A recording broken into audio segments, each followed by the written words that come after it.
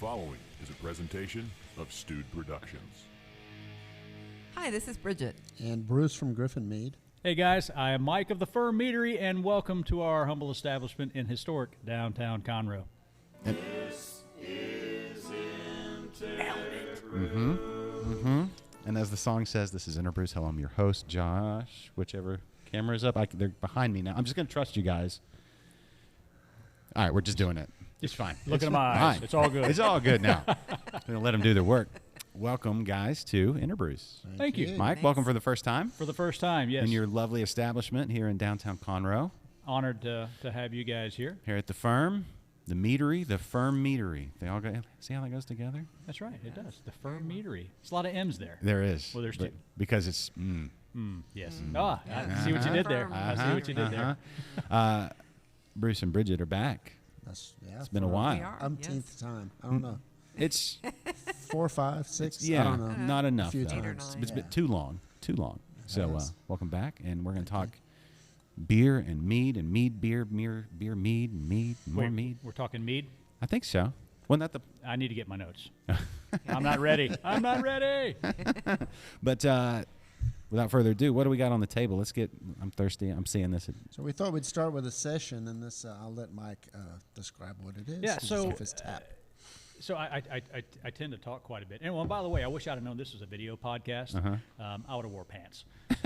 So thanks for that, Bruce. Normally I'm wearing a kilt. So. That's awkward. Too much information. Totally there. pants Yeah. optional podcast. It is. It is. I like that pants optional podcast. Yeah. It's a pop. So what we're drinking here is a 7% IPA style traditional mead. It's again 7% with a Citra hop in there, which gives it that IPA feel.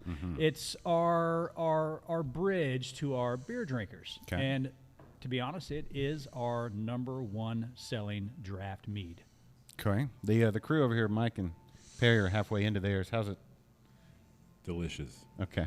Do you have some verb? No, it sounded That is- good, that's- Perry. Okay. Perry's got some verb on his mic, I think. He does. Perry has natural just oomph to Natural his, verb. Yeah. All right. He's, Okay. So, all right. Which one is mine? Either one. Either Okay. one. Okay. The fullest one, because Yes. I've got another pour here. Okay, great. So Citra hops. So the Citra vitamin hops. C. Yeah. And coincidentally, we are on our last keg. We just tapped it. So we've made this particular batch, and we've been only open 4.5 months. We've made this batch 4 times. Okay. So, and we're only going with a single barrel bright tank right now. So we're making 4 30-liter kegs at a time, and we just fly through this. Okay. All right. Well, you answered one question. 4.5 months. I cyberstalked y'all a while. Was watching all of this, and Bruce was like, "Hey, we should do a show at the firm." I'm like, "Yeah, okay, let's do that." And so now we're here. So tell us about how you got to here. 4.5 months and all the journey. I guess the court order for stalking didn't get to you, did it? No, So, not yet. Okay, we'll let that go. How did we get here? Well, that's a long, drawn-out answer to a very short question, or it could be. But quite simply, my wife and I, and she apologizes for not being able to be here. She's taking care of other important tasks for us at this time. She might pop in later. Okay. But basically, what got us here is COVID. And it sounds odd to say that, but this was mine and my wife's retirement dreams. And we're not retirement age. I mean, we're not nearly as old as Bruce, but we're getting there. We're catching up quickly. So COVID put my other businesses to a standstill. And one day we were sitting on the couch, probably drinking mead, who knows, or wine, one of the two. And I just looked at her and said, "Hey, let's open up our meadery right now." And she goes, "Okay, without a beat." She said, "Yeah, let's do it." Cool. So here's where we are. All right. It's to my back. I don't know who just walked in. Customer, I guess. Yeah. Okay, cool. All right. Yeah, that's what we're open right now. So you can Yeah. come here right now. Absolutely, you can. As you're watching this. I mean, check the hours and everything. I don't know when you're watching this. This is available anytime. Could be 3 a.m. Somebody's watching or listening to this, so don't come at 3 a.m. I mean, you can, I guess. You could, yeah. Well, you could. You can sit outside. Yeah. We've actually had people waiting on us to open the doors, which is quite humbling, but not at 3 a.m. Yeah. All right, that you know of. Well, they could have been. Yes, right. I have to roll security tapes for that one. Right. But come on down and try the mead. So were you like a home mead maker before? What brought? I was. It's interestingly enough, it all started with wine, right? It's same style of fermentation, same type, and we've been doing it for years in our garage. We did it so much that we actually converted one car of our garage into our winery. We ripped out sheetrock, we put up insulation, put in its own temperature control, and we were just going nuts. And it wasn't until that I had a business trip to Savannah, Georgia, that I went to the Savannah Bee Company and did a honey tasting and then did a mead tasting. And whenever I was invited to do a mead tasting, my first question, which was the same question that we all get, is, what is mead? Yeah. And that's where it all began. Savannah, Georgia, the Savannah Bee Company. So you were a wine lover and then found out about mead. I did. Isn't that similar and to... then he came over to when we had Gryphon over there. You came over to a mead making class. Yeah. Yeah, over there, and that's where we first met, and we've been close friends ever since. And so he started this up fast. It was amazing how fast he did it. How did that happen so fast? I feel like all these ventures, they get drawn out. How did you dodge all the bullets from Well, I didn't dodge any of the bullets. Let's just say because of COVID, I had a lot of time to deal with them. Right. And all of my energy was focused on the TTB, the TABC, and then dealing with city governance and so on and so forth. But yeah, I mean, it does seem like it happened fast. But again, I guess really the only thing that I can say is that I had time to work on it. You know, I was, for lack of a better word, unemployed in my other two businesses that I own. Right. Yeah. Yeah, that's it is. I think we're going to look back at this time, the whole last year and a half, 2 years, whatever it ends up being, 2.5, however long they get to stretch it out. There's going to be, there's obviously the heartache side of it, but there's going to be a lot of cool things that came out of it. And it's absolutely. like stories like yours where people got to concentrate on these new passion projects that then became these things. We're like, oh, how did we ever live without this? So. Yeah. And, as a matter of fact, Bruce and Bridgette were extremely instrumental in us getting to where we are today. Now, I remember I had, of course, when Bruce and I met years ago at Gryphon on 1097, we started to develop our idea, and it was about 2 years ago that I had Bruce and Bridgette over for dinner, and I said, I don't know what your plans are, but I want to open up a meadery. What do you think? And he's like, you're an idiot. He might not have said that, but they were they kind of took us under their wings to educate us on the commercial side, because when you move from a garage to a space like this, a lot's the same, but at the same breath, a lot's different. Yeah. Well, both of y'all, what do you think is like the biggest difference between the home mead maker, who's obsessed, reading books, history, all that, visiting every meadery they can, stalking you guys and getting, picking your brains, to finally taking that next step? Like, what's the biggest difference? Well, you gotta have to deal with tons of regulations that you're just not used to as a home mead maker. That's for sure. Getting it all set up and everything, and then also, we get a lot of people that are home mead makers, and that makes some really good stuff. Yes, but they a do. lot of it can be quite expensive to make, because they use these exotic ingredients and these exotic honeys and stuff, and they're like, and a lot of them will say, well, my mead's better than any mead I can buy. And I'm like, it might be, but you can't mass produce that unless you're a millionaire and you're expecting to lose tons of money. Right. So it's just not going to work. And then also you have to figure out who your customers are and what your customers want, and then you have to start making mead for your customers. And when you're making it at home, you're making mead for yourself. Yeah. So you're making the way you like it, or your friends like it, and so it's a little bit of a shift. When you start making it for what your customers like, then you start to move away from those exotic, fancy things, and you start to make it a little differently. Yeah. What do you think? It's to add to what Bruce said, there's not really much that we do different than your average home mead maker. I mean, the process is 99% the same, but there's personal stylistic touches that I add to it, that Bruce adds to it, that Bridgette adds to it, that my wife adds to it. That's makes it ours. You making yours at home is yours, and you have your touches, which I may not know about, and I have mine, which you may not know about, but the process is the same. It's just the amount of care and attention that you give to it. Yeah. I feel like mead makers are the coolest section of wine fans. It's like there's I mean, wine's cool. I like wine. Who doesn't like wine, right? Like a Cabernet with a steak or something. I mean, it's just fantastic, right? There's no denying that. Absolutely. But I don't know, wineries. You go to like a traditional winery, it can be a little Stuffy. stuffy, Yeah. snooty. Yeah. Pinky's out all the like my pinky cramps. I can't do this anymore. I can't keep this up. This charade. I can't do this. Right.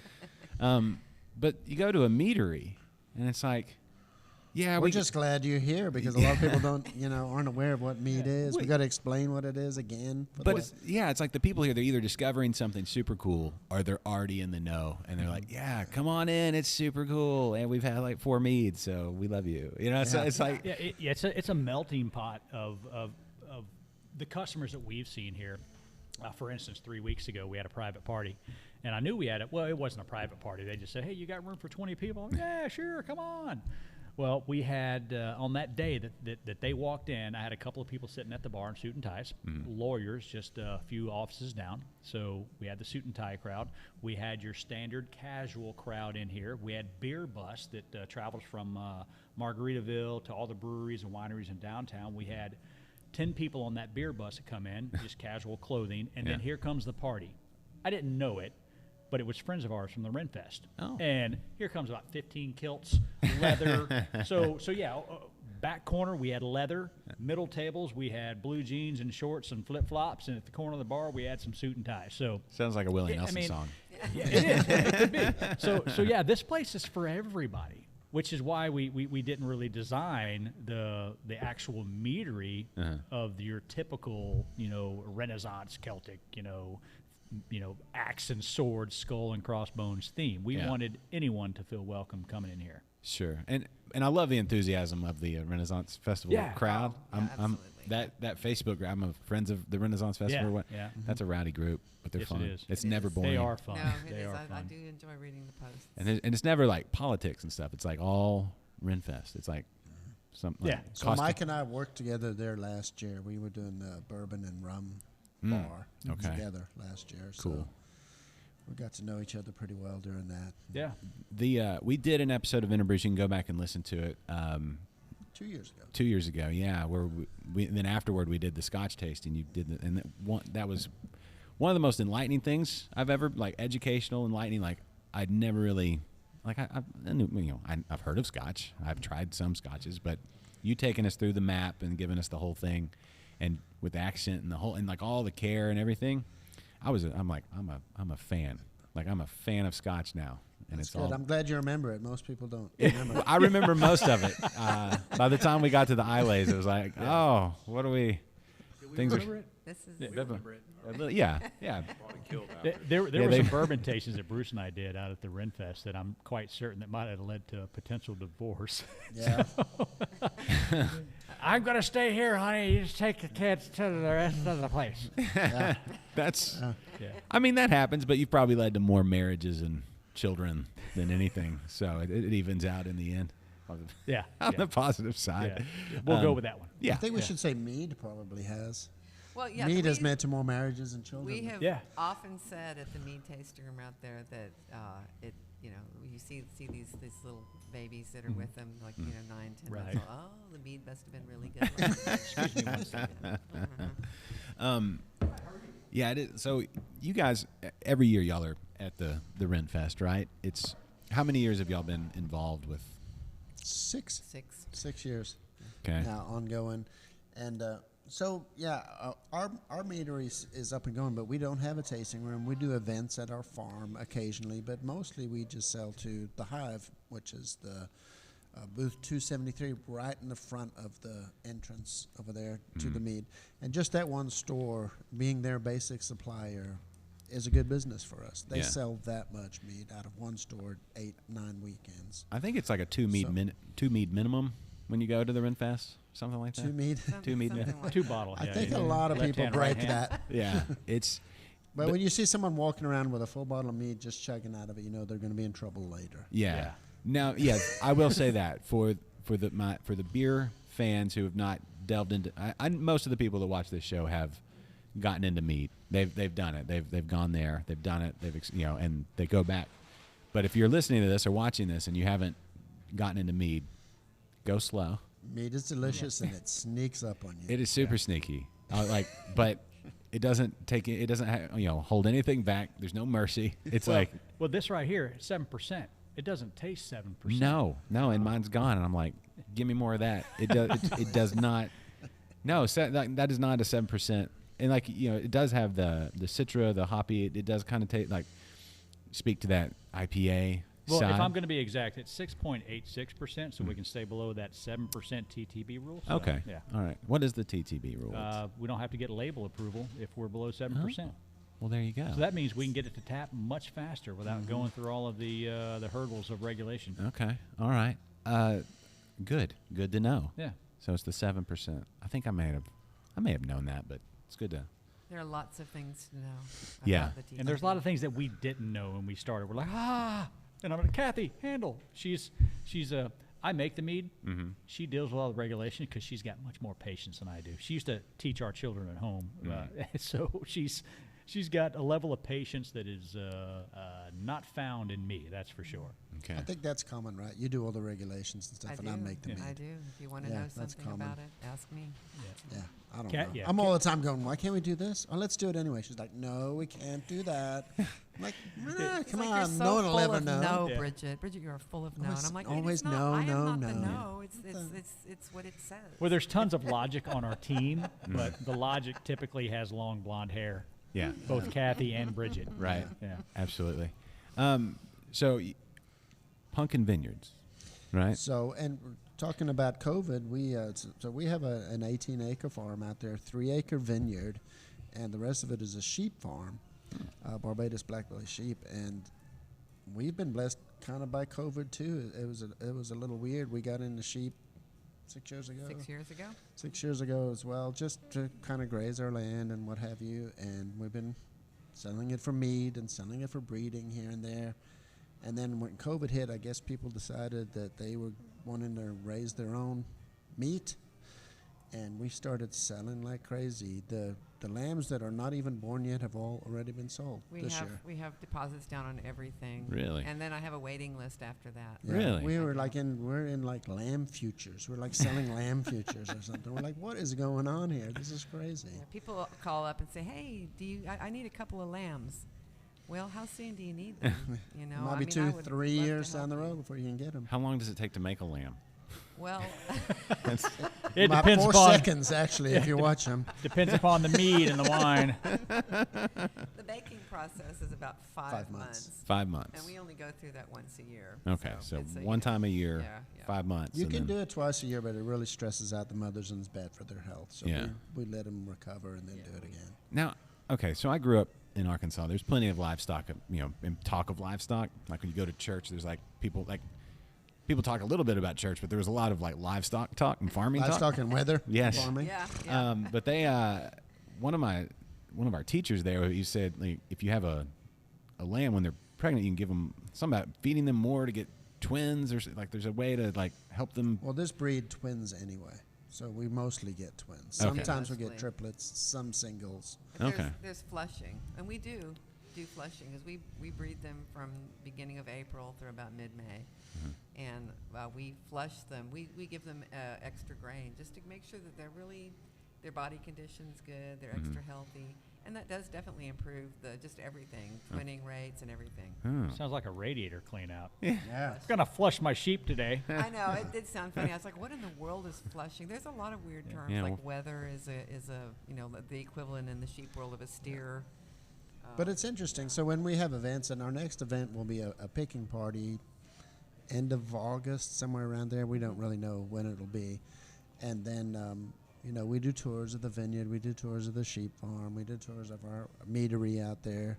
We don't have a tasting room, but we have a huge deck, and so everyone just sits out there, eats barbecue, drinks mead, and it's a lot of fun.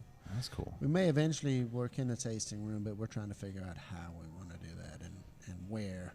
We'd rather do it on or near location than have to drive into Conroe or drive into Montgomery or drive somewhere every day to do that, because we're busy enough as it is. Yeah. Well, I will say that the per capita mead tasting room, meadery, it's too low There's not, right? So we need. I'm glad you guys are both making mead because there's not enough mead out there. So y'all are doing the Lord's work, bud. Yeah, there's not. I mean, in the Houston area, there's what 1, 2, 3, 4, 5, 6 meaderies just in the Houston area, just including the Celtic guy that opened up south of Houston. So yeah, there's not a lot, and you compare that to the amount of wineries. I guarantee it's 10 to 1.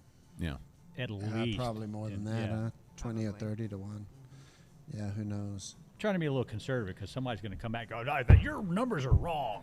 So, it was 9.35 to 1. And compared to like breweries, it's, and then the size-wise too. I mean, everything has to kind of be done by hand. Mixing the honey and then buying the honey that has to be harvested by hand. I think it'd be really hard to be a huge meadery. Yeah. I mean, you've got to have an extremely strong wife to lift those 65-pound pails up into the mix tank because, man, I mean, my shoulders. Who all has that, right? Yeah. Who has that much patience and that kind of heft? Yeah. That's. Yeah, people don't understand. Like, here's a 5-gallon bucket. Here, pick that up, and it's 65 pounds in a 5-gallon bucket. They start doing the math. That doesn't right. 8 pounds per gallon. No. They're like, no, it's like honey. 12. Are there certain honeys that weigh more than other honeys? There are. Actually, the range, it is about 12. 12 is about the norm, but it can go up to 18 pounds per gallon. Wow. Yeah. What's the heaviest honey? I don't know, but that's the range of them. When we were up at UC Davis, I haven't got a clue. I don't know. I should. Yeah, have we asked don't. that question, I but that's what don't. they I don't said know was about between Mike, 12 but and he 18. probably does it the same thing. We don't add like X amount of honey to our product. We add it till we hit the gravity we need, so we know how much alcohol we're going to have and what have you. And honey can vary because of the harvest, right, on how much sugar content's in it. So one day you might need 10 gallons of honey to make it, and then the next time you might need 12 because the sugar content's lower. That makes sense. You're supposed to measure? Yeah. Or you just dump it together. Mix it.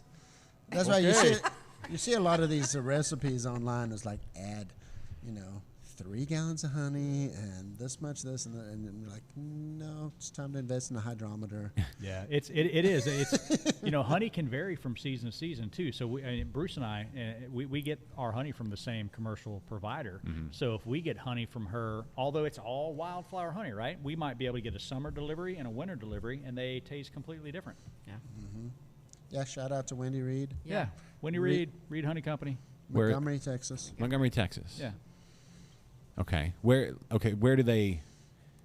around here does honey come from? I mean, I know it comes from bees, right? But like where do the bees go? Like what are the best places around to get like quality honey? She is everywhere. I don't know how many thousands of hives they have, but I mean, she's got like 18-wheelers that totes her hives all over the place. Yes. Okay. I mean, she does have a lot of her hives in the local surrounding county region.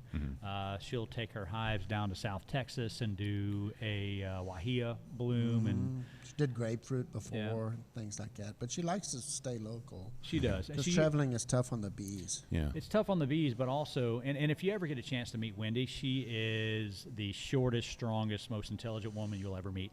She really is. I mean, she's probably all of 5'3", right? If that. And she will lift those 2 buckets up and throw won't let you them touch in her them. truck. Yeah, she's like, I'm delivering them to you. Let me do it. Anyways, as a gentleman, it's hard to do that, but she will whip me if I touch her buckets. So, if you She's get the tough. chance, She throws those 65-pound buckets just like nothing. if you get the chance to talk to her, she is.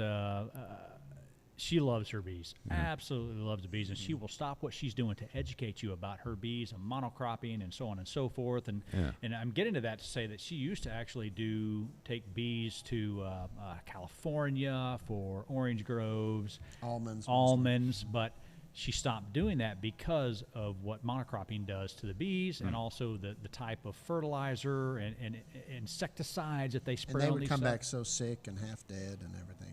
So she was like, no more doing monocropping. She's just going to do a whole lot of wildflower stuff. And So monocropping, like the almond trees out in California, they're just, it's like That's acres the and only acres and acres. pollen that, or the only nectar that they can collect. The only pollen is one plant. And so that's like not good for them. It's like eating the same thing like every meal all day. It's every like day. eating a home style burger from McDonald's every day, which my wife swears I should stop doing. But yeah, so that's bad for you.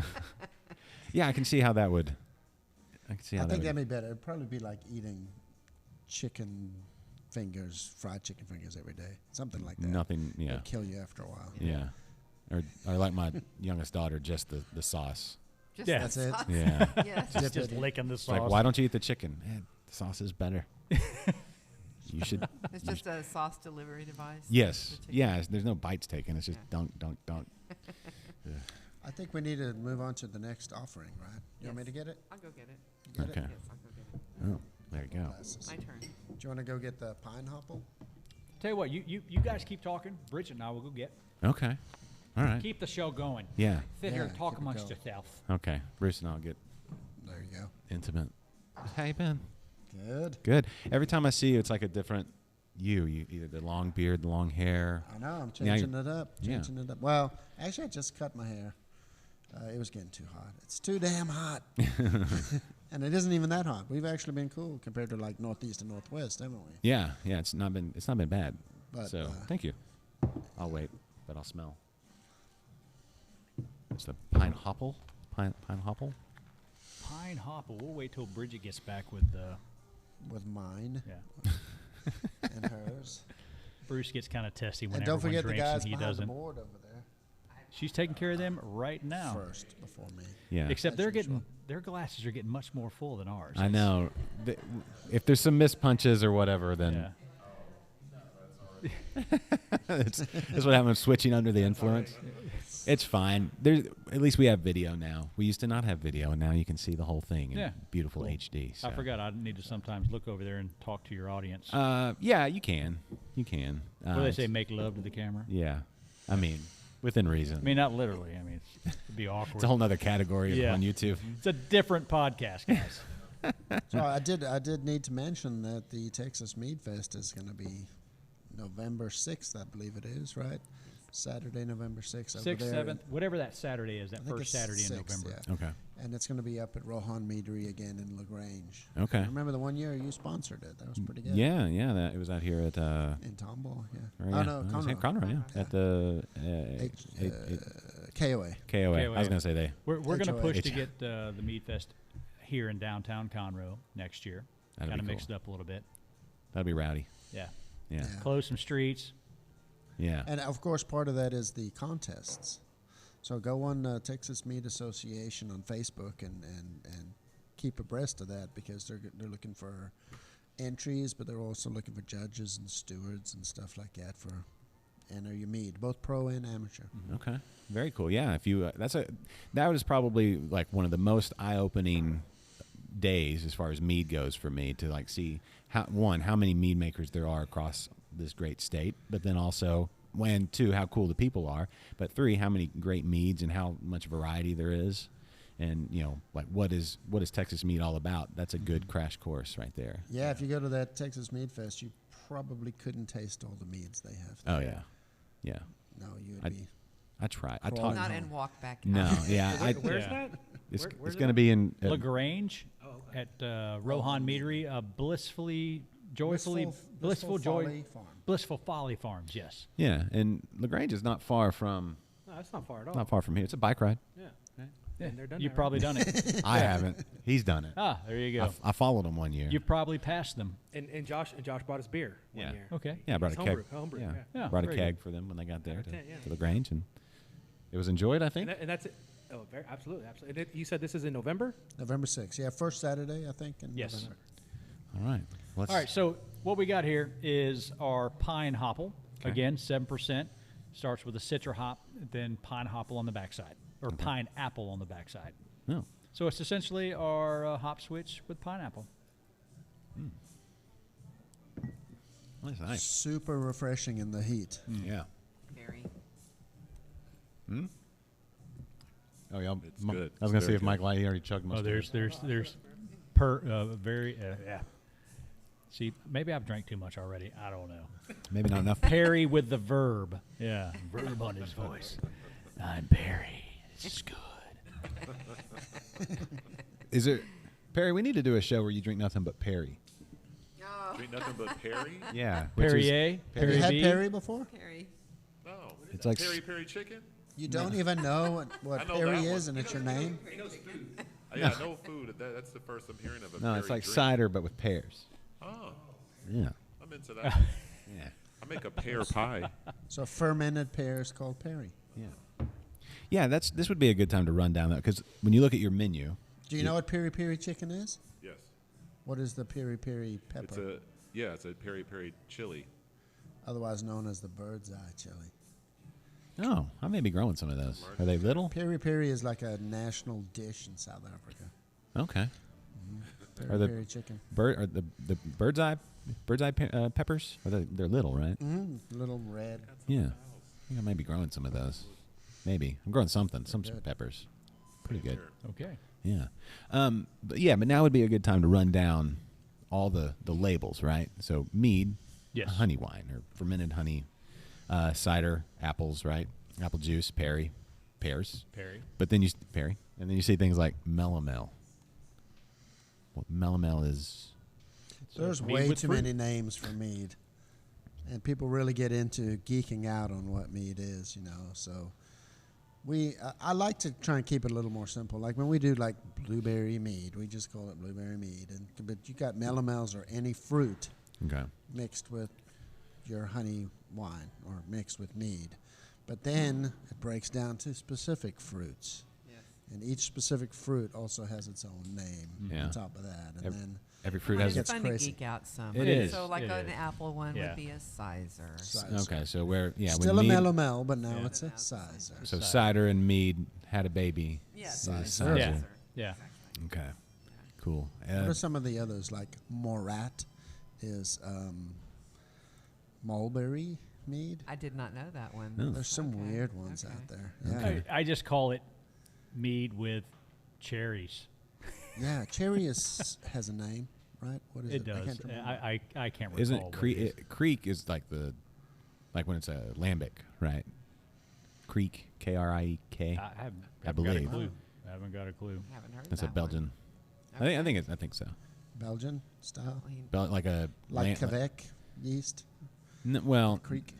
no, Creek is like a lambic, but with fermented on cherries or something like that. Oh, okay. Oh. Okay. Yeah, and then you have Pesh, which is peach, Pesh, something. I don't know. It's been a while. And I was- Yeah, there's so many, and then you got the Your capsamels. Capsamels, And people which say are that they go peppers. capsicumel or the capsamel or the capsation mel. It's pepper. It's a right? pepper. Oh, mead. okay. Pepper. Just pepper. Yeah, when you got the capsation, I was like, Like okay. jalapeno mead would be a capsamel.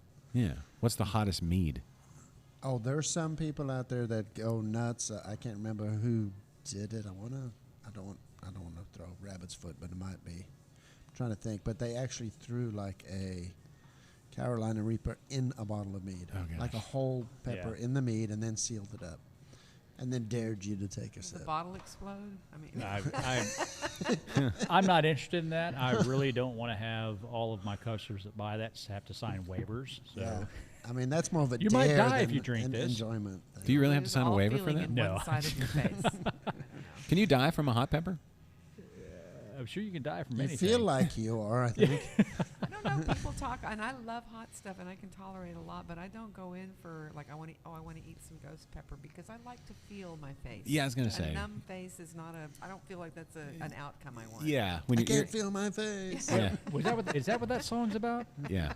T- He can feel his face when he's with you because he didn't eat a pepper. Maybe so. I don't know. Yeah, because you're so hot that the pepper had no effect. Yes, Yeah, right. There you go. something. That's got to I be don't- it. Oh, we could be on a tangent. Yeah, when your ears start ringing because Yeah. it's so hot, that's Yeah. that's too hot. Well, speaking of, if that's not what you're into, what is your wheelhouse, Mike? What like if you had a Okay, desert well- island mead style or All right. So personally, I love my Bochet's. That's a caramelized honey mead. Okay. I think I excel at those. Cathy is she's our session queen, and Bruce was touching on this earlier. When you move from the home brew to the commercial scale, you kind of. Does my wife want to come sit on my lap while I talk about this? No, you're gonna come sit on my lap while I talk about this. She can take my spot. So, Kathy, come over here real quick. Come on. Here, sit right there and put the mic on. Because I'm talking about stuff that you might want to chime in on. As she puts her headphones on and takes her fancy hat off. Oh yeah. So. Oh, you don't have. You can.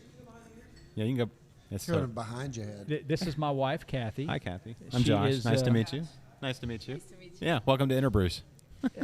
So the question is, what's in our wheelhouse of mead making? And chime in. I was talking about mine personal favorite would be the Bochet's, the caramelized honey meads. I think I make some great stuff. As a matter of fact, we've got a collab coming with Copperhead Brewery. I've got a Bochet going right now, which will ultimately in August go in some King of Terror barrels. Oh. So that is going to be phenomenal. Okay. So that's my wheelhouse. Kathy's wheelhouse is sessions, but what I was going to do before I lead it into that was talk about what Bruce said earlier about when you move from home to commercial, you make what you like, and then you kind of work with what your customers are getting and ordering. When we opened up the Ferm Meadery, our model was a winery tasting room. Because that's what we are. We're a winery, right? So why not model after a winery tasting room? Well, our customers have proven us wrong. We're not a winery tasting room model. We are a beer tap house model. That's what we are. Because what Kathy makes with sessions is killing it. Yeah. And by the way, we're on our last keg of Hop Switch. Already. Dang. Yeah. So would you like to add anything to that as far as what's on our wheelhouse and sessions and such?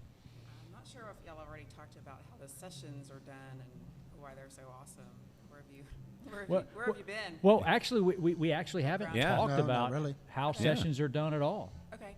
Well, one advantage of the sessions is that they're super quick to produce. So it lets you get a variety of styles and flavors going relatively quickly because you're only fermenting half the honey. So you're able to control. And I think that's one of the really awesome things about mead making, as opposed to wine making, where you're just adding the yeast to the grape juice, whatever Brix level that it gives you. That's what you've got to work with. But with the honey fermentation, you've got complete control over your ratio of water to honey, and you can control the amount of alcohol that you make. And so the ability to just enjoy mead in greater volumes. You're not going to get too tipsy with the sessions like you would. I always wondered where the name session came from. Does that mean like it's, I don't know. I You wasn't can drink sure a what whole that bunch in one referenced to, session. But Yeah. no, that's actually Yeah. what I learned. Where I've come to that's what it is. It's you're able to. Although have a session session. beers are like three. Yeah, 3.5. Lower. Yeah. So maybe we're stretching it with the 6.5%. But it lets you enjoy more mead, and like what Mike was saying with our space being more of a tap room, is kind of a hangout, cool place to come hang out with friends. And maybe you want to have a little bit more volume so that you're sipping on that over the course of time. It's not hitting you really fast. It's like you would in a pub or a brewery. It's kind of a place to hang out and visit, and you've got a beverage that's going to last a while because it's 16 ounces instead of 5. Yeah. So. Well, yeah. what is the timeline on production for a traditional mead versus a session, or I've heard them called quick meads Yeah, too, right? so we just racked 200 gallons of our session base yesterday, which has been fermenting for 7 days. So it was done in probably 6 days. We racked it on the 7th. We're going to let it settle for a bit before we start splitting into bright tanks and adding fruits or hops or what have you. I can get a session or one of our draft meads to tap as quick as 3 weeks from yeast pitch. Okay. Now, if I want to do other things with it, it might extend that process. So I would say 3 weeks on a draft session style mead. And in general, what they call a traditional, 13-14% mead, I like it to be about 3 months before I bottle it. Okay. So it's a like a third. But the nice thing about, again, with honey compared to wine is wine, you have a harvest. You have a grape harvest, end of July, August, somewhere around there. You harvest it, you press it, you ferment it, and then you wait till next year. Yeah. But we can get honey year-round, and we can make mead year-round. So that's nice. Because the wineries, they have all of this equipment, but really it can sit empty for more than half the year. Because they make the wine, it maybe even if it takes them 3 months, then they bottle it and then they sit and they wait for the next harvest.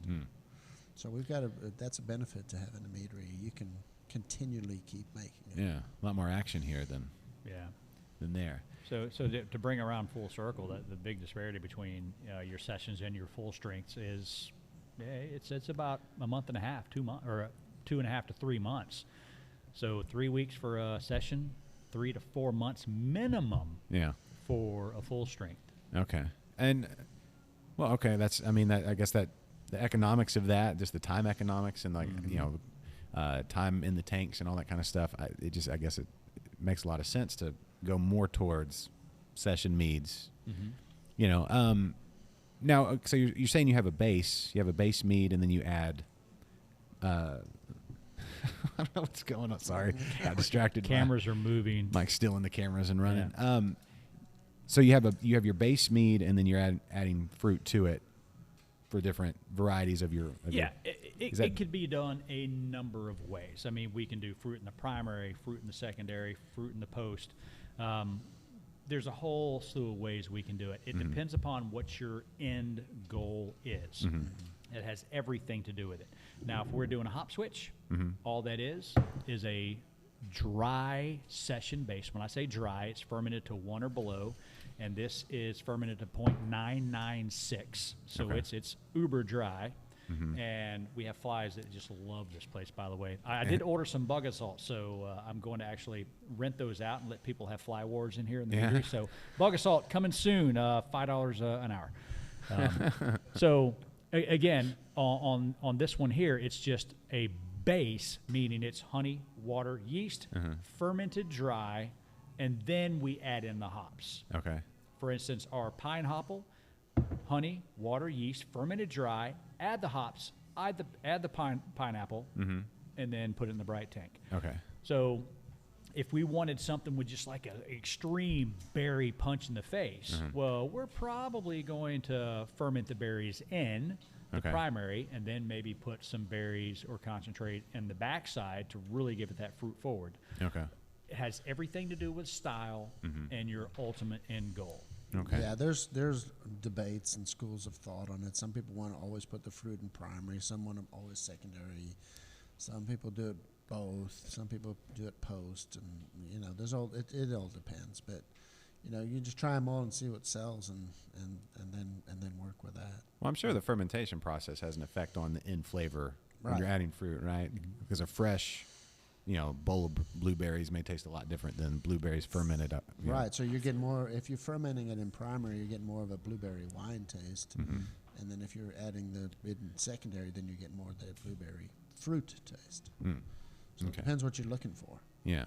And I guess over time you just try both and see what people enjoy more. And, you know, Carvin Wilson, anyone that's in the mead community knows Carvin Wilson. It was, I'm not sure when it was, 3-4 years ago at MeadCon, he did a study. So where he had samples, he had 3 samples, right? He goes, I fermented blackberry mead. It was blackberry, yeah. And I did blackberry in the primary, blackberry in the secondary, and both. Blackberry Primary and secondary. Yeah. And no one could tell the difference. Yeah, and he said, he said, I challenge you to tell me which was which. So you have a lot of people who are like, I don't like it when it's in secondary. Well, you can't tell the difference. So I did the same thing at home. And true enough, I couldn't tell which ones was primary, secondary. Remember or that? Yeah. I would think. So you get people like really are adamant about it. But Yeah. But then when it comes to the test, they can't tell. Okay. I'm sure there are some out there that have palates that are just maybe farther advanced than mine. You know, they can pick out those notes of this or that or what have you, but I'm not that advanced. Yeah. I wonder if there's certain fruits that have more, like are impacted more from fermentation. So maybe you could, I don't know, like something light like a peach or something. I don't know. Yeah. What if you want to control your alcohol too? You know, it's easier to ferment it first dry and then add what you need in. Right. Because then you know exactly what your alcohol content is. Okay. Yeah. Instead of trying to stop it mid fermentation or something like that. So Good luck with that. Yeah. Good luck. So you ferment it dry, meaning there's no more sugars for the yeast to eat, and then I guess you cold crash it, and that's what, and then you're adding fruit. So like yeast completely do you filter it off the yeast, or is there like any sort of, or is it just racked off of what was there? Yeah, we rack ours personally. We rack it and then we sulfide it. Okay. Yeah. So the sulfide just shuts it all down. Just We do the same thing. curtains. So it's the sulfide is more of a preservative for bottle conditioning, bottle aging, helps to prevent oxidation and other things to go awry with a mead that's just resting, not in its final bottle. Your sorbate is what prevents yeast from reactive fermentation. Right. Sorbate will not stop an active fermentation, but once you cold crash, once you stop the fermentation, Rack it off most of the yeast, and then you sorbate. That is, stops it in majority of the time. They say that's the 98% foolproof method to stop re-fermentation, but there's always that 2%, right? You could still, go buy a bottle of mead at your local store and open it up, and it just pops on you because it started back up again. Or buy a still mead and pour it and go, this is a little bubbly. Yeah. Yeah. There's nothing wrong with that. Okay. Well, no, that's an interesting point, because that doesn't mean that something was wrong in the process. That's just the process, right? Yeah. Just the 2%. Now there are big mead companies out there where they have like massive micron filtration things where they actually will filter out yeast, but those are super expensive. Yeah. And then you're also, I feel like you're filtering out maybe color and flavor. Yeah, I was going to say, if you're getting down to that level of filtration, Yeah. what else is getting stripped out? Yeah. I mean, those are like those Chardonnays that are like water clear, crispy, and you're like, Chardonnay's supposed to be kind of yellow a little bit. Yeah. But they're so max filtered that now Like- there's like, no color left in it. On our still meads, we don't filter. We let time be the filter. So, 3 months, 4 months, it may not be ready. You may look at it and you go, it needs another month. But regardless, every one of our still meads will have a fine layer of sediment in the bottom. When you put it in the fridge, let it settle more. If you put it in your pantry and say, I'm going to drink this in 3 months, it's still going to be fantastic. But it will have a fine layer of sediment in the bottom. Yeah. And that's probably good for you, right? Absolutely. You Yes, know. it Well, a is. lot of that might just Doctor be actual approved. honey, like the particles of the honey Yeah. that is not the sugar. There's hard particles to honey, and that's going to fall out. Yeah, because it's a crystal, Not right? bad for you. Yeah. Yeah. I mean, you look at the stuff and it's still clear. You pour it in the glass, it's clear, but it's got that little fine layer of sediment at the bottom. Yeah. And I'm with Bruce. I'm in his camp that you can over filter something and you can strip color, strip taste, and I just think that's kind of unnatural. So as far as like your full strength traditional meads versus the session meads, same yeast? Is it, or do y'all have specific yeast for specific So styles? the only answer to that question is it depends. Okay. I think we use different yeasts. I'm using, you're using 71B. I'm using 47, right? Yes. Yeah. So they're both Lalvin products. Yeah. but they're So interesting just- topic. Why don't you talk about our whenever we first signed the lease on this place, we did a test. Right, we did this water trials because we were used to making our mead with our home water, and then we made mead at a custom crush location with a different water source. And the interplay between the water chemistry and the yeast is important to check. So we did split up a batch with different water sources. Yeah, we did and 3 or different 4 yeast 1 gallon to try to test figure out batches. which yeast was going to play well with the water source here. We've moved to a reverse osmosis system now, so it's a little bit more of a blank slate. And so whatever the yeast flavor profile is, you have yeast that are going to bring out certain elements of the honey. They'll play up, play down. Some kind of make a neutral base, which is actually on our sessions we're kind of wanting more of a neutral base, and so we're using an EC 1118, which is it really is just going to kind of flatten out That's the a monster flavor yeast. and make it it's a really good fermenter, so you're very unlikely to have a stall. And it's also it's kind of more or less creating a blank slate. It's not playing up any of the esters or the flavor elements of the honey, because if we're doing a big master batch and then we're going to split that up into blueberry, strawberry, mango, RBF, and hop switch, we really want to have a blank slate so that those flavors are coming through, as opposed to particular elements that the yeast or the honey brought out that may or may not work with that flavor profile that we're after. So. Yeah. Yeah, but on the yeast, whenever we did a water sample here, we did 3 or 4 different 1-gallon batches in demijohns, and we used all of our go-to favorite yeast that we're used to at our home. And sure enough, our favorite yeast at the house was D47.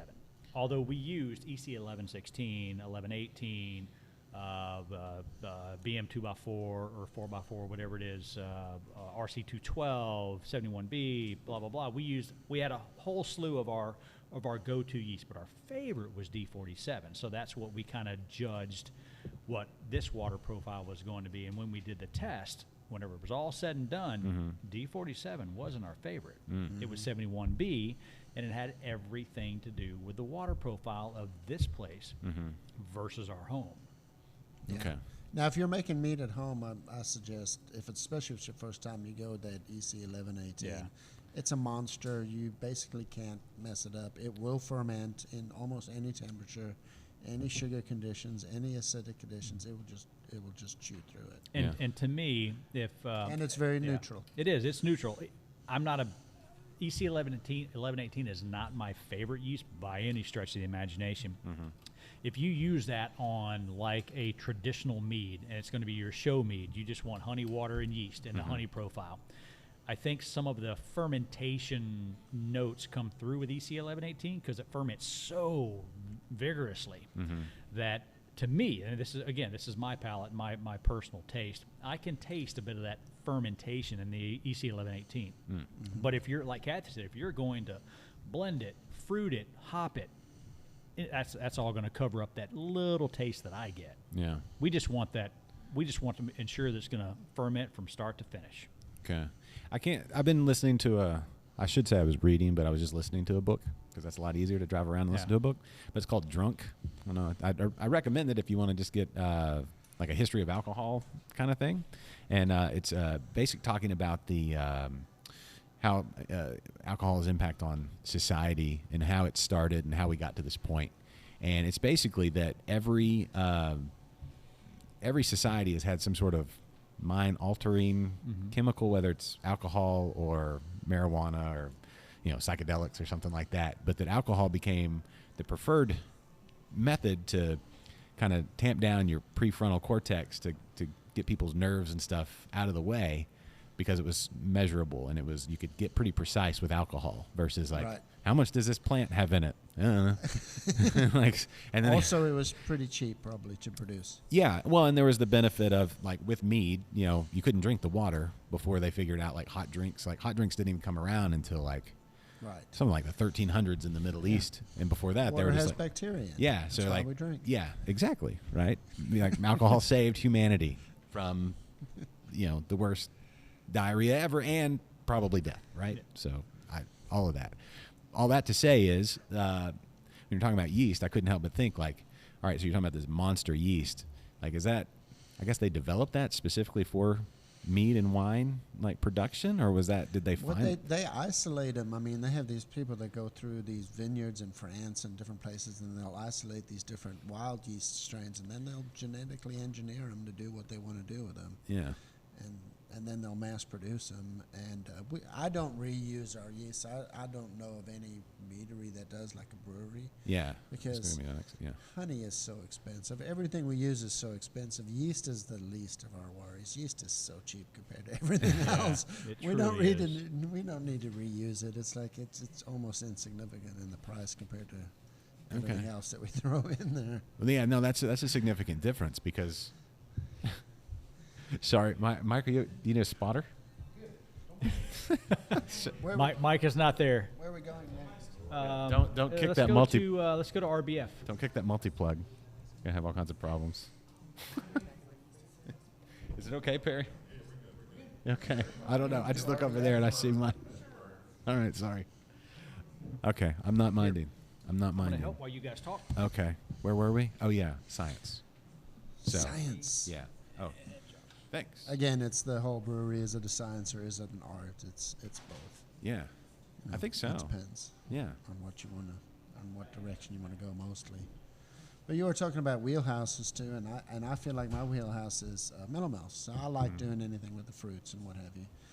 And but if you're doing a traditional mead, if you're making mead at home, you really can't go wrong with a blueberry or a blackberry. Even if it's not that good, it's going to be drinkable. Yeah. And you're going to enjoy it. Whereas if you're going to shoot for traditional, that's actually much harder to do. You got nowhere to hide. If you don't do it right, you could end up with some pretty skunky stuff. Yeah, it's like with That's true. with the beers most people drink, pilsners and things like that. Those are hard to make well. I mean, it's easy to make, I guess, a bad one. Because I've made bad mead. That was pretty easy. Oh yeah. Just left it Our alone. first couple of batches were, Whoa.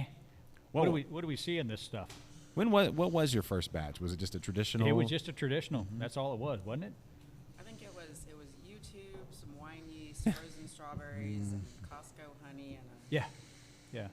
Might have been Costco clover honey, no I think. nutrients were wasn't it? involved. Oh yeah. No Tosna method, none of that stuff. Yeah, I think the first mead we made was the same thing, like Costco honey and wine yeast. I mean, we had already made beer and wine at home, and so we're like, let's make this mead. And then when we tasted, we're like, I don't think this is right. But it was really hard to commercially find anything to buy it to compare it to. Yeah. You know, and so you go out there and maybe find a bottle or two, and then you're like, okay, mine's better, but it's still not that good. Yeah. and see, that's the thing is there are some phenomenal meaderies out there. I mean, phenomenal. But in my opinion, the stuff that you find locally here at Specs or Total Wine and More, what have you, I'm not a big fan. Yeah. I'm not a big fan. I mean, there's some good stuff in there, but it almost seems like the more mass produced it is, it's not quite as good as the more local and that's what I found. Smaller producers. Yeah. Got to keep that mead close. Yeah. Speaking Okay, of- so let's talk about what we're drinking here. This is peaches, pineapple, mango, strawberry, 7% session. Okay. That's it. Just honey water yeast, peaches, pineapple, mango, strawberry. And we were thinking of something that's nice and refreshing for summer, something you can drink at the beach or at the, hot asphalt outside the Ferm Meadery on a hot July or August afternoon. So one of the biggest, this is the thing that's harder than making mead I'm waiting. I was waiting Ready? for the full description. Yeah. is coming up with fanciful names. Okay? That is by far the hardest thing that you'll ever do as a mead or a wine or a beer maker is figure out what can I name this that the TTB or TABC is going to approve. So this one here is called Resting Beach Face. All right? So you can have your Resting Beach Face while on the beach drinking some of our Resting Beach Face. That's really good. So Kathy and I are sitting on the couch. This is what we typically do. Our master planning room is the living room couch, typically drinking a glass of wine or a glass of mead. And she goes, what are we going to call this? And we threw a whole bunch of stuff back and forth. I'm like, no, that sucks. And she's like, no, that's horrible. No, that's not going to work. I was like, Resting Beach Face. And she snickers and laughs. I snicker and laugh. She goes, no, that'll never work. That's too offensive. Right? And I'm like, call your mother. Tell your mother the story and tell her what we name it. If she laughs, that's it. Yeah. And that's what she did. What'd your mother say? Well, she laughed, and then she hadn't heard the original expression Yeah. from which we Yeah. extracted it. So Yeah.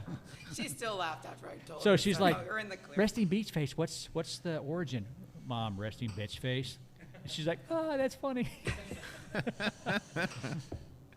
No, that's good. I want to take some of this to the beach right now. Yeah. Right. I mean, after our show, but like, Yeah, because if you left now, then Mike and Perry are having to strike all this stuff here. They'd be angry with you. yeah. Well, maybe. How much? Yeah, how much mead's involved?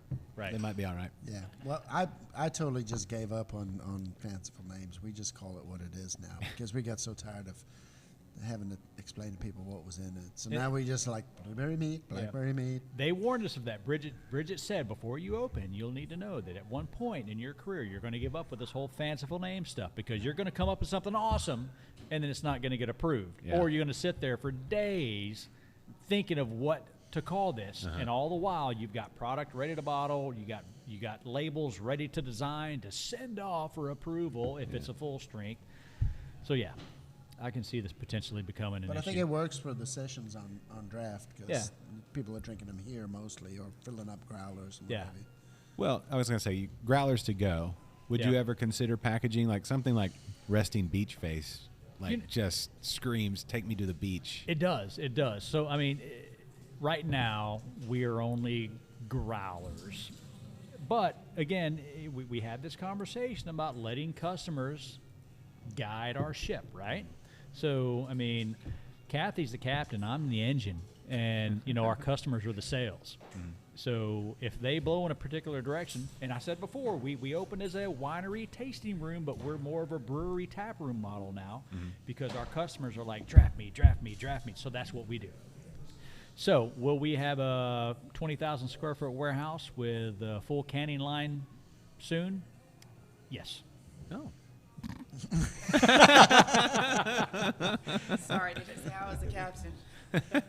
I did say that, didn't I?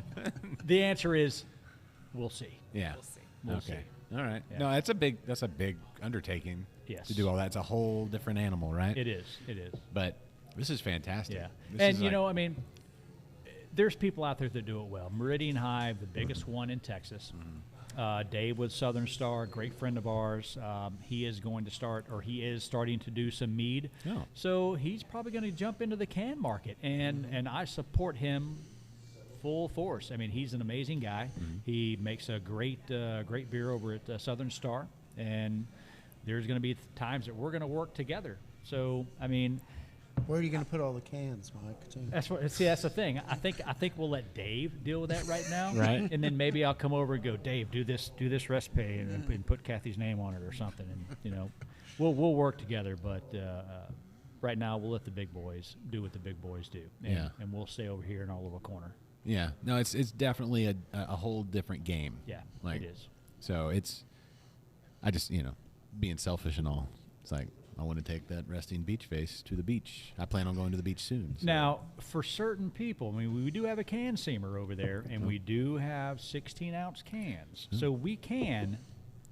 Am I saying And you can got too that- much? don't you I have that- said can too much, yeah. You have that aluminum growler. Yeah, we have the aluminum Stand up. growlers, and we can some cans for you. Oh. If you don't think I can, Well, watch me grab a can. I admire your can-do attitude. There you go. For See, sure.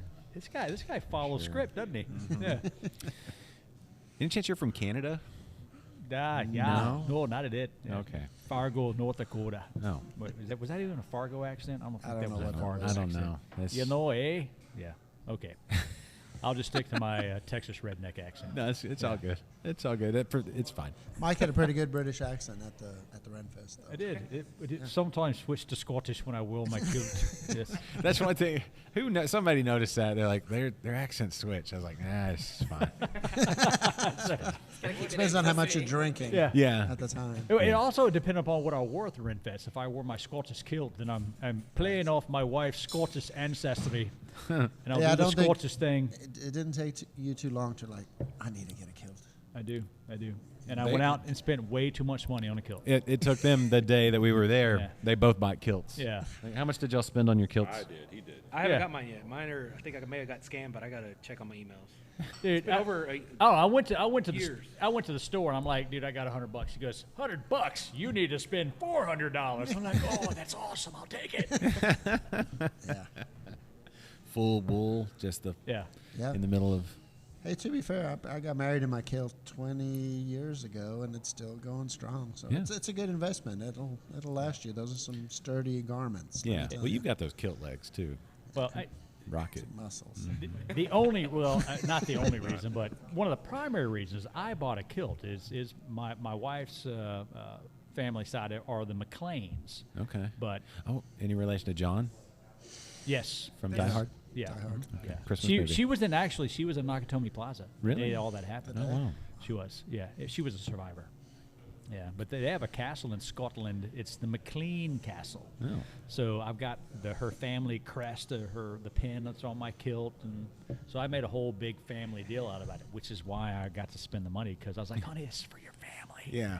And she's like, oh, heritage, sure, buy It's it. a heritage investment. Yeah. It was a heritage investment. yeah. That's cool. Yeah. So that's what you do. Like when you go work Renfest, is you go over there. I'm going to make all this money, and you always leave in debt. Yep. Yeah. Yep. Yep. You spend way more than you earn. Yes, you do. Yeah, I tell people that if you like the Ren, the Renfest is a great place to go if you love to watch people have a good time and you hate money because Oh yeah. Oh yeah. you're gonna get rid of all of it. Well, at least if you spend $400 and buy a kilt, then you're like, oh, I have a kilt. Yeah, But if you just go and eat and drink, then, yeah. afterwards you're like, I spent $300 and I have nothing to show for it. Except for some pictures that I can't show anybody that I can't show for it. Yeah. There, I've seen some of those pictures. Yeah. Well, we'll talk later. Yeah. Cool.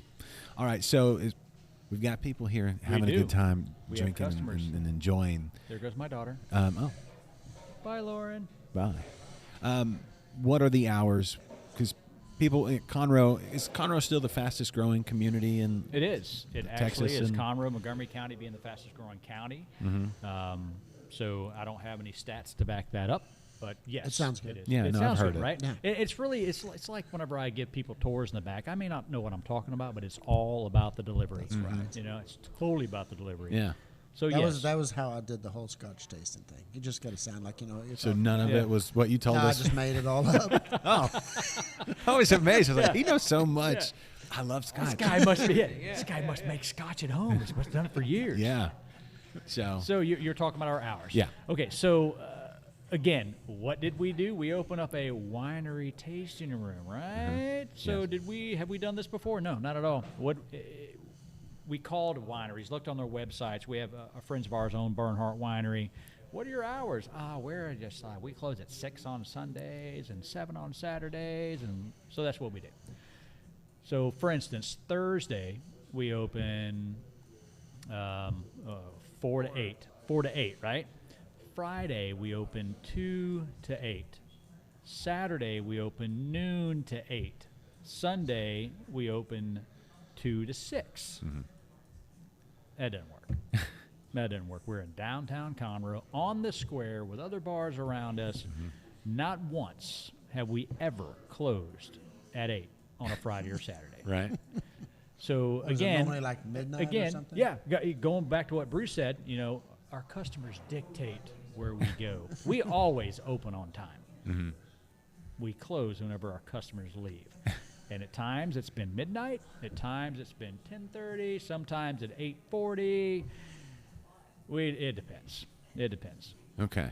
But you're going to be open when it says you're open. Oh, absolutely, I mean, absolutely. Yeah. And if you're Yeah. going to be in Conroe, give a call or something. Yeah. You guys still open? Yeah. And for instance, and we should probably actually make an official change on our website, but it's so confusing. You go to our website, they're open from 2 to 8 on Friday, but they have entertainment 7 to 9. Oh my God, what do I do at 8? Do we leave? And is it private entertainment? What is it? So, yeah. So like we have music tonight, live music tonight and tomorrow night from 7 to 9.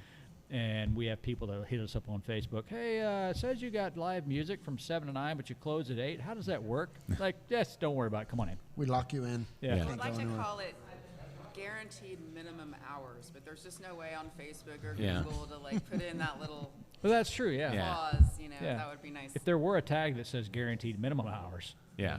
that would help our cause out tremendously. Well, now people will know. Yeah. Some people. The people. Yeah, it's like our entertainer was setting up today, and he come up to Bruce and Bridgette and we were talking, and he goes, "Hey man, my set's from 7 to 9 tonight. I just noticed on your door you close at 8. You close at 8 in the middle of my set? No, he'll be fine. What? He'll be fine. So what style? Like tonight, what style of music is he? Most Right. of our music is kind of singer-songwriter. Okay. Jimmy Joe is he'll go from Waylon Jennings to the Eagles to Willie Nelson. He's all over the place. Classic rock, older country, and he even wears tennis shoes that have lights on them. Okay. Yeah, Sold. yeah, sold absolutely. Other genres of music, I guess that y'all have had. Is it? You know, I mean, you want to? I mean, it's an intimate set. It is. right? It is. So- I mean, the key for our entertainment. No wall is- of sound, I'm Yeah, guessing. yeah. What we tell all of our entertainers is, we want you here, but you need to know that My first request and what I will require of you is that I can have a conversation with someone across the bar from me without yelling and spitting on them. As soon as I spit on my first customer, it's time to turn it down. That means I'm yelling too loud, and I love to talk to people. So we want this place to be warm, open, welcome, inviting people that can come and just sit down and have a conversation. And we know that music's going to distract from that, but we don't want it to be so loud that they have to go outside to have a conversation or just leave because it's so loud. Well, I hope that it comes across on the video how awesome of a tap room this is. It's a fun, like, intimate place to sit down. It's very inviting. It's comfortable. It's warm. It's a place it smells good in here. It smells great, right? Oh, it smells like fermentation. Yeah. And Did you guys want to go like to traditional mead now? Or what I'm just following the flow. I mean, yeah, we should probably do one. How long have we been going? I don't know. 111. Yeah, we probably got time for one We go more. for like Yeah, a got time day for and a half. one more. Yeah. and some regular wine glasses? Yeah. We definitely need to do the apple pizer. Okay. So the apple pizer is, again, I'm not sure if I fully explained this, but now that Cathy is here and is a witness to this, if I said it wrong earlier, I need to correct it now. Okay. I'm the janitor, and I stir the mead. That's what I do, and I pump things. She is, for the most part, our mad scientist when it comes to recipe development and so on and so forth. So she's the brains of the operation. Because if you give me the pump, it turns out looking sort of like that Mickey Mouse scene in Fantasia with the mops. Oh yeah. Actually, it does. I've received calls that go, "How do you turn the pump off?" It's magic. You Yeah, have to have it the is. spell. Yeah. There's no. Yeah. What's the best way to get massive amounts of liquid off the floor? So the first thing that we did, this was a lawyer's office. So so a little bit about our history and why we are what we are. We are the Ferm Meadery, primarily because we ferment things, right? FERM, short for fermentation. Right. We also have lawyers over here, lawyers over there, lawyers up there, lawyers over there, with all of these law FIRMs.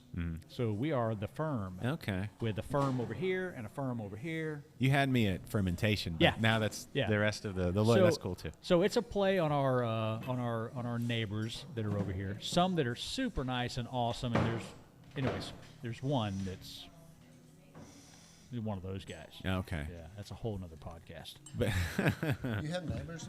Well, those two are for those Yeah. two guys. Oh, you want me to pull them? So All right, so what do we have, Bruce? So I thought I'd throw in a couple of mine since yeah. we're over at Mike's place. So I wanted to show this to the camera and everything. So this is what we're going to this year is flip top bottles with crown caps. Okay. This is mostly because of people walking around at the Ren Fest wanting to drink straight from the bottle, and this way they can reseal it as they walk. Okay. Smart. I like that. And you can open it with a ring. You Yes. can open it with a ring, I do that. whatever, side of Teeth. something, Yeah. teeth, Yeah. whatever it takes. And of course, this is our black currant, probably one of our most popular ones. Here, Bridgette. Here. Yeah, we're talking about. All right. Thank you. No, your meat, Bridgette. Tell you what. Whoop. Yeah, more cables. All right. So So the. now we're talking traditional strength, of course.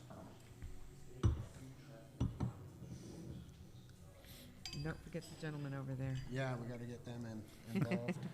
Mike, bring your glass over here. I did the same thing. All right. Here, you want to pour for those guys? Mike. Yeah, you guys take the bottle back there. Oh, There you go. Uh-oh, we may never see it again. there was that. That was it. Well, hey. Did you get it all? Is that okay? Good. And of course, like I said, it's called the Hive Mead Bar 273, booth 273, right in the front entrance at Renfest, and it's the largest mead bar there. They have tons of different flavors of mead and everything, and they do a hellacious business over there. There is a lot of mead. There are many meads out at the Renaissance Festival, but that's the biggest place out there as far as different varieties of mead. And that you mead can only get. as well. Yeah. Yeah. So is there a special way to? Oh, y'all even left some. I'm surprised. Is there a certain way we're supposed to approach this? Like, No, I mean, blackcurrant is a berry that's grown in northeast, northern New York area, and it just goes great with mead. It's tart Yeah. and I like that. flavorful and everything. Yeah. It's probably one of our most popular for people who are red wine drinkers. Yeah. It's not much of a leap to go from red wine to this. Yeah. I like that a lot.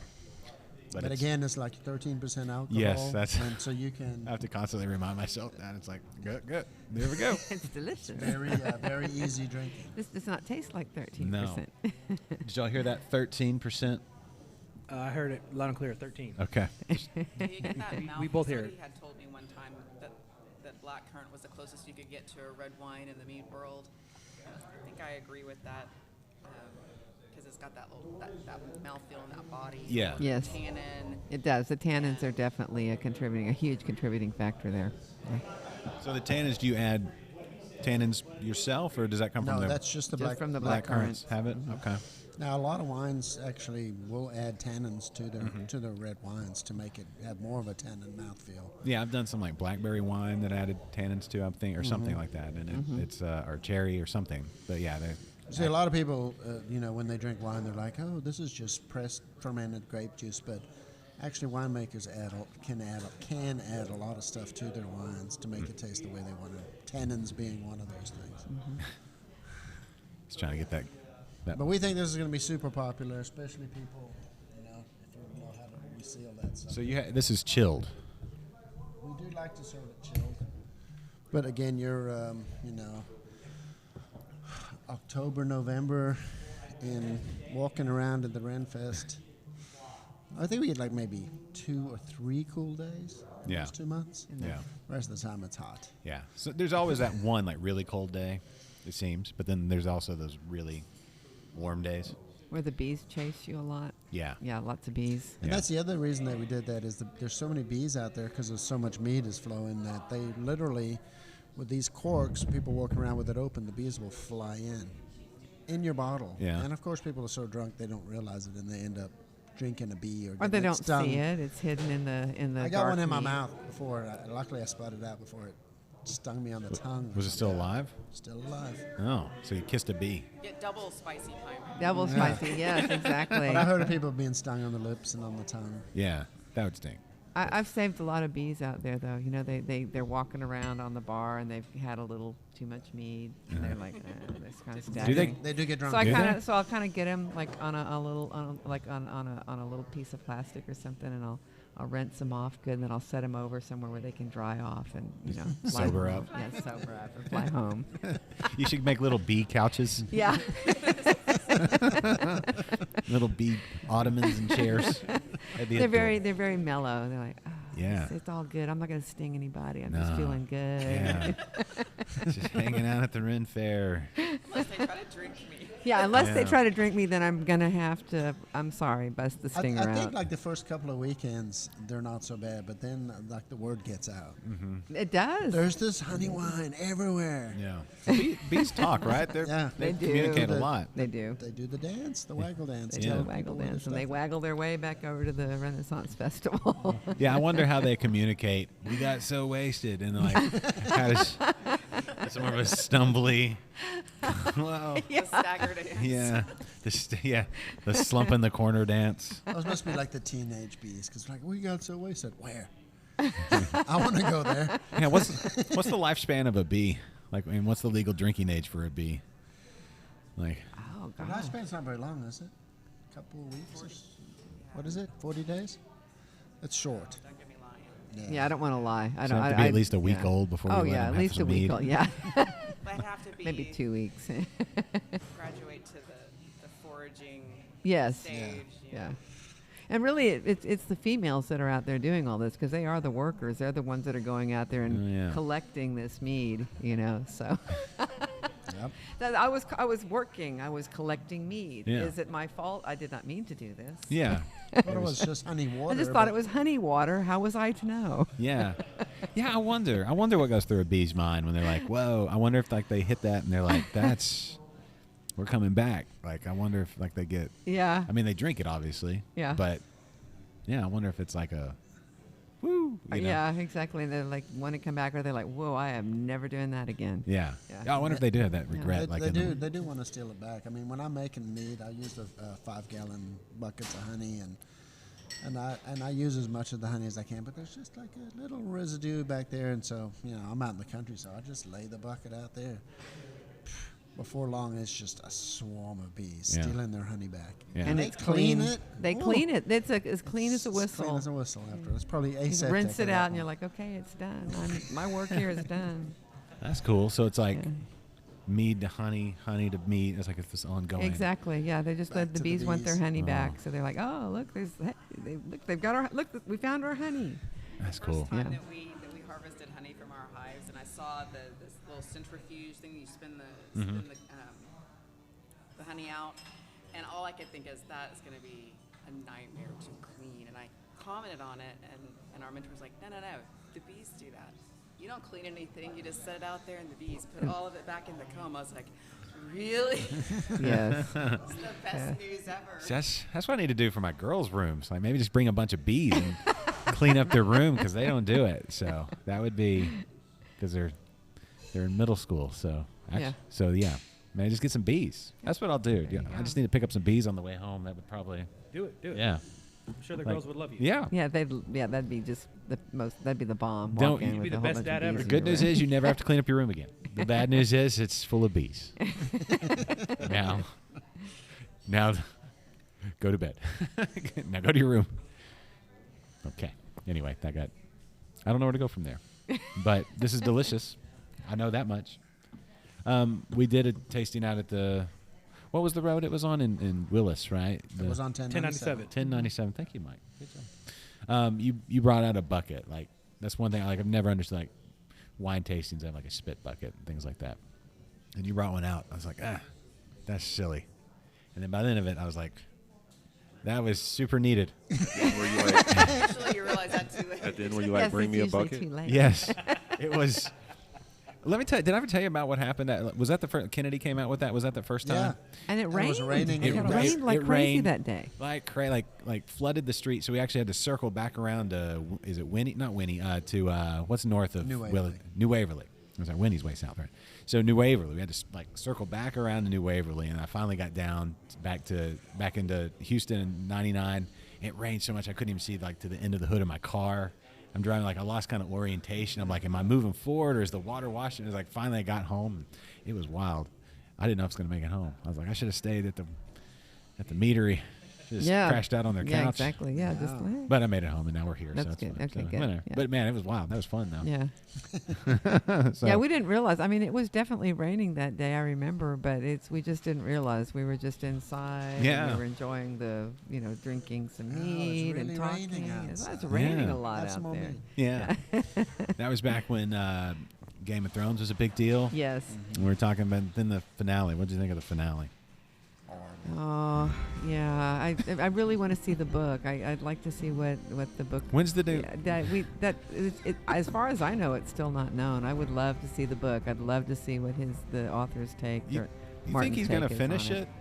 Or So, I almost wonder. It's Yeah, like, now do you he's like, think maybe "Eh." it's like, well, they finished it, and maybe Yeah. not necessarily in the way that everybody liked, but it's done. I mean, Yeah. what can I do now? And that's I hope that's not true because I'd really like to see what his ending is.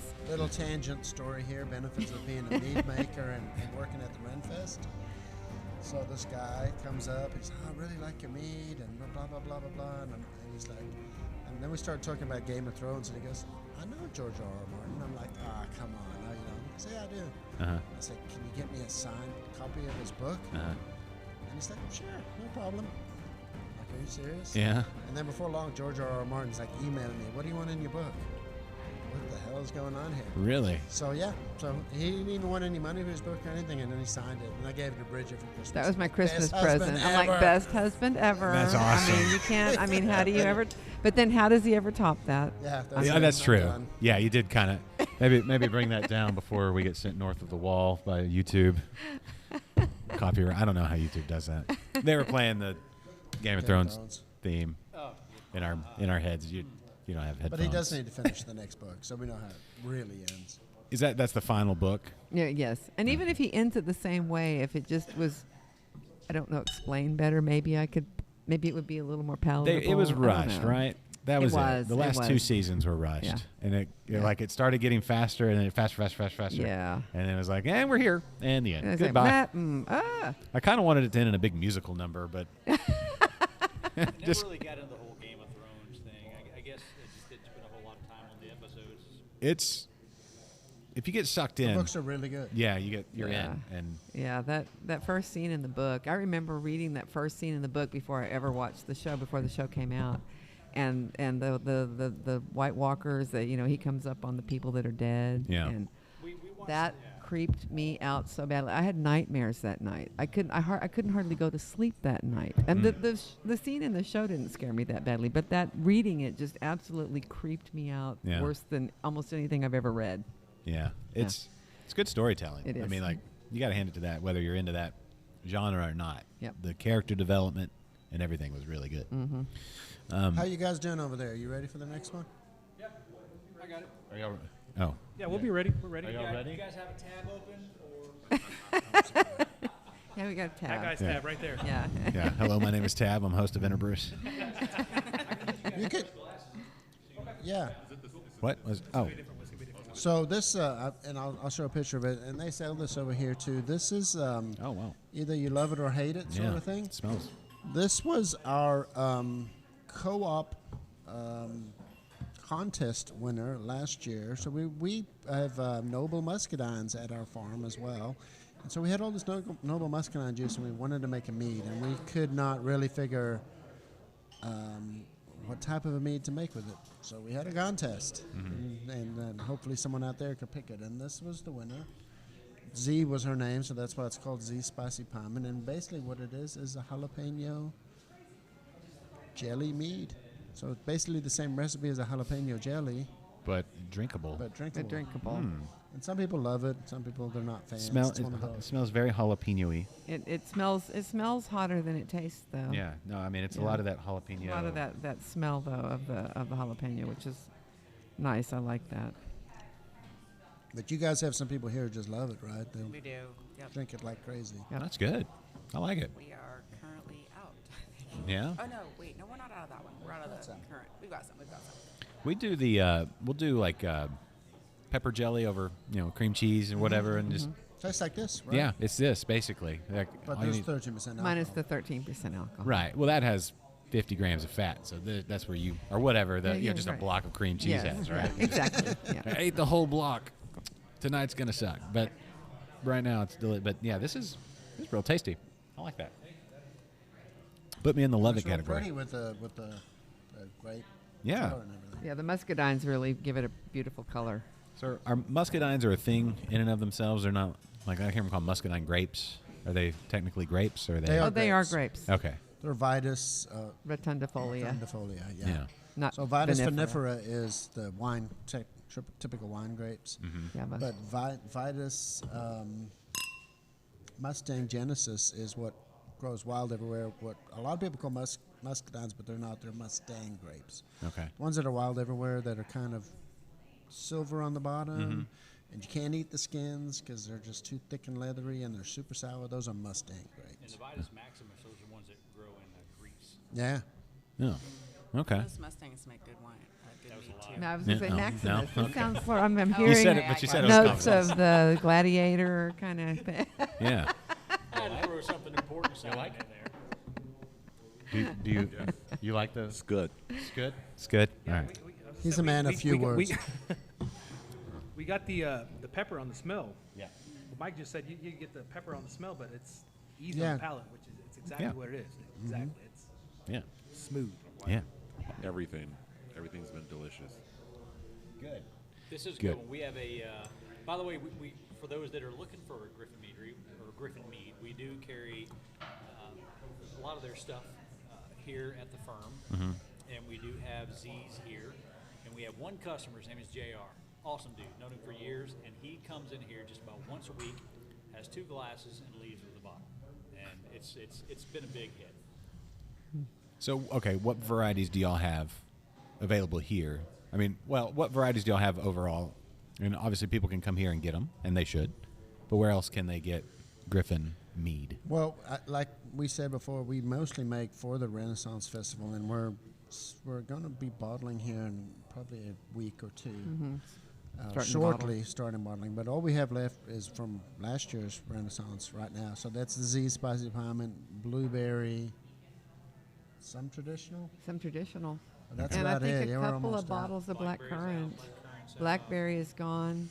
Blackberry, I don't care what kind of blackberry we have ever done in all the years that we've made it.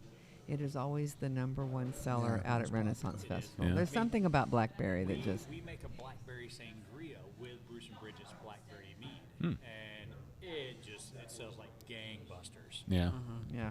Blackberry is just a delicious fruit. Yeah. Yeah, it's- it is. it's just- Yeah. I mean, what's And not it's- to like about Well, it's blackberry? super local here. Like they grow here like crazy. And Yeah. And They're good. blueberries. Blackberries and blueberries. Yeah.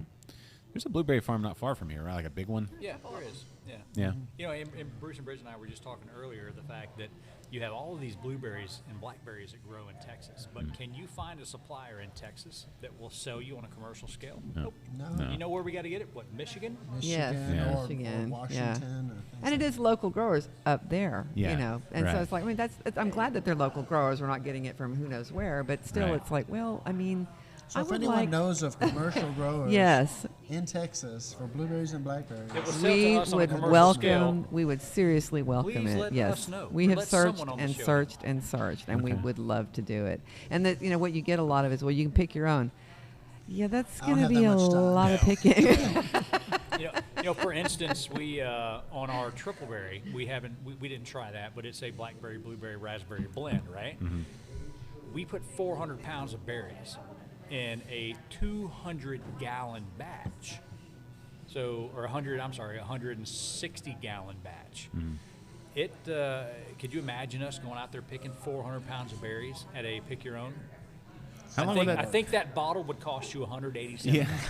What it would cost. Yeah. Yeah, there was a pick your own like blackberry place not far from my house that an older couple I think they still do it, maybe.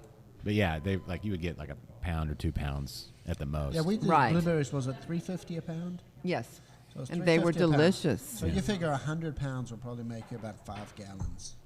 Yes. So that's $350 for 5 gallons. Yeah. It's a That doesn't pricey, work. but No. this is delicious. It is also very prized in the price. The price is You can pay for it in Bitcoin. It'll cost you 2 Bitcoin. Yeah. That's Actually, we can use 60,000 one bucks. of those encrypted accounts. Yeah. yeah. Something like you have to, over like international funds transferred or something like that. Exactly. Yeah, blackberry markets, Yeah, black market. blackberry, They just- Maybe, yeah. maybe you'll get emails from these people that say, I saw what you did with that blackberry mead bottle when I took over your video camera, so please send $187 this Bitcoin account. Yeah, exactly. All right. Well, I think we're hour and a half-ish. Yeah, that's pretty You want to helpful. finish with your apple pie, though? Oh, we should. Or do we want to make that bonus content? Or do we? How do could you be want to do bonus it? content. Do we want to make? We could do that. Yeah. We could It's your do show, that. man. It's your Well, show. yeah. yes. Here for you. I'm just here for the meat. It's your world. We're just Where the meat talking. leads, I go. Just in it. Okay. Well, then we'll do bonus. So if you're watching or listening, either way, I don't judge. If you want to see the bonus content, Patreon is where you can go do that. So go to patreon.com/InterBrews or just click the link below on this podcast post.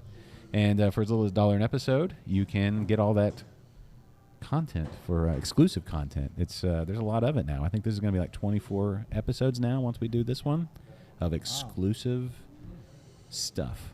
And a lot of times there's like little nuggets in there that you can't hear anywhere else. So, like this one. Anyway, so y'all ready to do the magic on the back end? Okay. Hit that right button. Ready? All right, good job. Hold on. All right, so come to the Ferm in Conroe, downtown Conroe. Downtown Conroe is It is. pretty stinking cool. www.thefermmeadery.com. Thefermmeadery.com. Also look for Gryphon Mead Yeah. at the Ren Fair. Pumpkin Yep. Vineyards. Punkin Vineyards. PunkinVineyards.com. How do you spell that? Because it's not your typical pumpkin. No, it's not pumpkin. It's Punkin Punkin. Vineyards. Punkin, the proper pronunciation. Yes, Punkin. pumpkin. We're gonna do the Pumpkin. Like So, Pumpkinhead. Come Yeah. on, pumpkin. Go to their website. Yeah. So, Mike and Cathy, thank you for having us out. Thank you. Your beautiful tap room, tasting Thank you very tasting much. room. Yes, this has been fantastic. And you guys come visit them. And guys, thank you. Thank Bruce you. and Bridgette, Leslie, thank you so Yeah, much. yeah. All right, so for Mike and Perry, and I'm Josh, and the whole gang, come visit them here in Conroe. Come to Conroe, and we'll see you soon on the next episode. Cheers, y'all. That's the one. The preceding Stand by has outro been a music. presentation Cue outro. of Stewed Productions.